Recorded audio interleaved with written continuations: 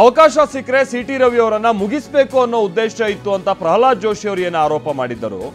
Fake encounter ಮಾಡೋ ಉದ್ದೇಶ ಇತ್ತು ಅಂತ ಅವರು ಒಂದು ಸ್ಟೇಟ್ಮೆಂಟ್ ಅನ್ನ ಮಾಡಿದ್ದಾರೆ. ಇದಕ್ಕೆ ರವಿ ಅವರು ಕೂಡ ರಿಯಾಕ್ಟ್ ಮಾಡಿದ್ದಾರೆ. ಬಟ್ ಅದಕ್ಕಿಂತ ಮುನ್ನ ಪ್ರಹ್ಲಾದ್ ಜೋಶಿ ಅವರು ಯಾಕೆ ಅವರಿಗೆ ಈ ತರದ ಒಂದು ಗುಮಾನಿ ಇತ್ತು ಬನ್ನಿ ಕೇಳೋಣ.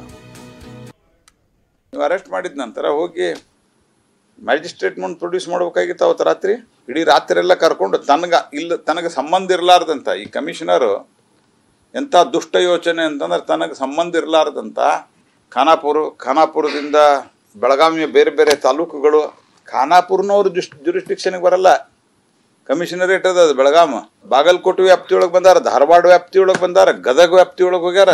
ಬಹುತೇಕ ನನಗೆ ಅನ್ನಿಸ್ತದ ಅವಕಾಶ ಸಿಕ್ಕರೆ ಸಿಟಿ ರವಿ ಅವ್ರನ್ನ ಮುಗಿಸ್ಬೇಕು ಅಂತ ಇತ್ತು ಕಾಣ್ತದ ಅವ್ರಿಗೆ. ಆದರೆ ಸರಿಯಾದ ಅವಕಾಶ ಸಿಕ್ಕಿಲ್ಲ. ಮತ್ತು ನಮ್ಮ ಇನ್ನೊಬ್ಬರು MLC ಕೇಶವ ಪ್ರಸಾದ್ ಅವರು ಸತತವಾಗಿ ಹಿಂದಿದ್ರು ಮತ್ತು ಕೆಲವು ಮಾಧ್ಯಮದವರು, ಅದರಿಂದನೇ ನಮಗೆ ಲೈವ್ ಲೊಕೇಶನ್ ಸಿಗ್ತಾ ಇತ್ತು. ಆ್ಯಕ್ಚುಲಿ ಮಾಧ್ಯಮದವ್ರಿಗೆ ಧನ್ಯವಾದ ಹೇಳ್ಬೇಕಂತ. ರಾತ್ರಿ ಒಳಗೆ ಬೆಳಗಾವಿ ಮಾಧ್ಯಮದವರು ಬೆನ್ನು ಹತ್ತಿ ಮೊಬೈಲ್ದಲ್ಲಿ ಶೂಟಿಂಗ್ ತಕ್ಕೊಂಡು ಅದನ್ನು ಸದಾ ಕಂಪ್ಲೀಟ್ ಡಿಟೇಲ್ ಲೊಕೇಶನ್ ಹಾಕ್ತಾಯಿದ್ರು.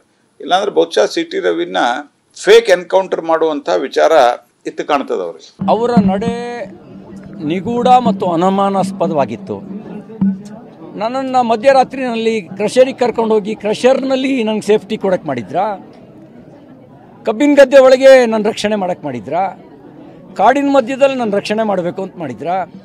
ಏಕೆ ನಮ್ಮ ಮುಖ್ಯಮಂತ್ರಿಗಳಿಗೆ ಪೊಲೀಸ್ ಠಾಣೆಯಲ್ಲಿ ಇಟ್ಕೊಂಡ್ರೆ ಯಾರು ಏನಾರೋ ಮಾಡಿಬಿಡ್ತಾರೆ ಅಂತ ಭಯ. ಅದಕ್ಕೆ ಒಂದು 6 ಜನನ ಕಳಿಸಿ ಕಬ್ಬಿನ ಗದ್ದೆ ಒಳಗಿಡೋ ಪ್ರಯತ್ನ ಮಾಡಿದರು. ಜಲ್ಲಿ ಕ್ರಷರ್ ನಡುವೆ ಕರ್ಕೊಂಡೋದ್ರು, ಕಾಡಿನ ಮಧ್ಯಕ್ಕೆ ಕರ್ಕೊಂಡೋದ್ರು. ಮಾಧ್ಯಮದ ಸ್ನೇಹಿತರು ಜೀವದ ಹಂಗೆ ತೊರೆದು ಬೆನ್ನತ್ತಿ ಎಲ್ಲ ಕಡೆಯಲ್ಲ ಪ್ರತ್ಯಕ್ಷ ಆಗಿದ್ದರಿಂದ ಅವರಿಗೆ ಏನೂ ಮಾಡೋಕ್ಕಾಗದೆ ಅನಿವಾರ್ಯವಾಗಿ ಬೆಳಿಗ್ಗೆ ಕೋರ್ಟಿಗೆ ಪ್ರೊಡ್ಯೂಸ್ ಮಾಡಿದ್ರು.